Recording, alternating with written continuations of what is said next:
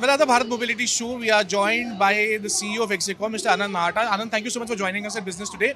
What have you unveiled? I mean, because we saw the model recently, and a very interesting model of public charging infrastructure has been showcased. What is that, and how will it help the overall ecosystem at charging infra? Yeah. So, thank you for having me. We at Exicom are helping the overall EV charging infrastructure, both for home charging as well as destination charging.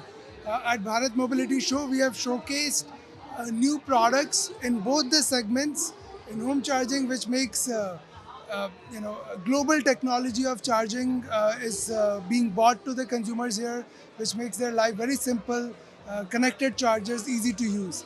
In destination charging, you see here our new generation DC product. It's a modular product all the way from 60 kilowatt to 400 kilowatt with software stack developed in India as per the needs of various charge point operators. But also, yesterday what we launched is a big shift towards green energy and using solar energy for DC fast charging in India. And let me explain you that. Fast charging today means in many countries about 400 kilowatts of charging. And that's what a lot of users in India also expect. But can you get grid connection for 400 kilowatt? Most probably not. Even if you can get it, it's going to take a long time. We have introduced battery energy storage assisted fast charging in India. You can get a 70-80 kilowatt grid connection, and our new uh, product, which we call as Harmony Boost, is going to allow you to use combination of solar power, grid power, battery energy storage to give fast charging to user anytime and every time. So this we think is going to be a big revolution, particularly on the highways for truck, bus charging, and even car charging. Anant, we've been looking at the model. Don't you think that you need to acquire a significant amount of land bank to establish such a large public charging infra? Are these things on cards right now? Yeah. So DC, and there are different models in DC charging. Hub charging is a very different requirement where you need large bank mass. There is on-the-go charging with just one or two chargers, which require a smaller mass. On highways, typically people do acquire larger land mass so they can put battery systems, put some rooftop solar, make a small resting area for drivers, etc.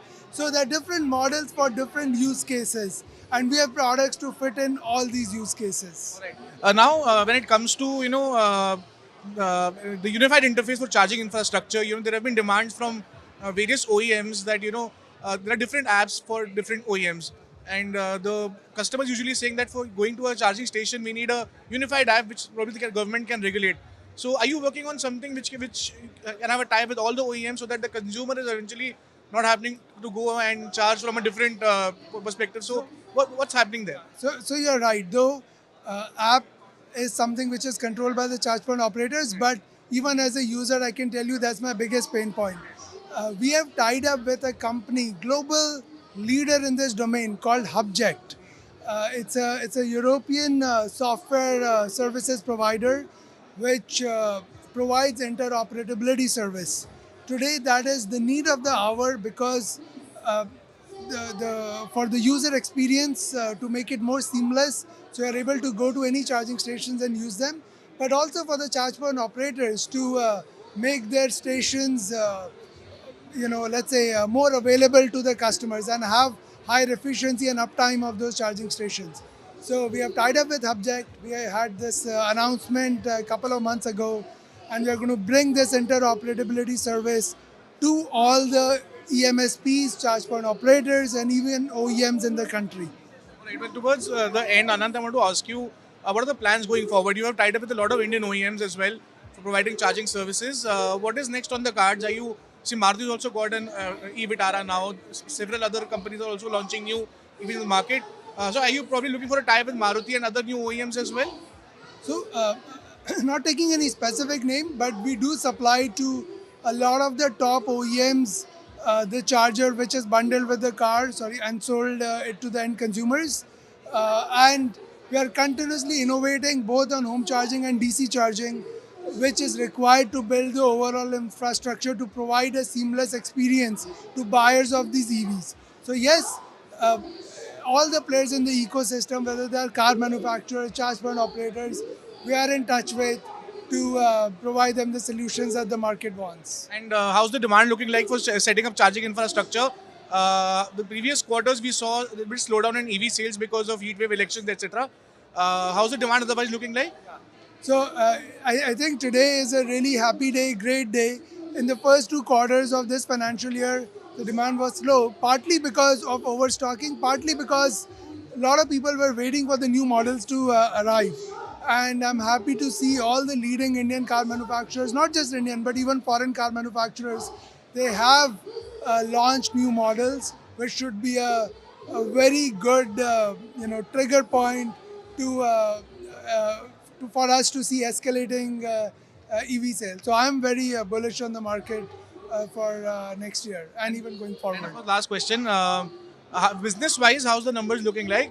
How will you close this financial year and eventually outlook for the next financial year? Yeah. So this financial year we are a public company, so you have our quarter 2 results. EV generally, globally, even in India, has been flattish to moderate growth this year for most of the companies, ranging from car companies to the component manufacturers. But if you see till 2030, EV market is generally expected to grow between 30 to 50%, depending on what segment you are talking about.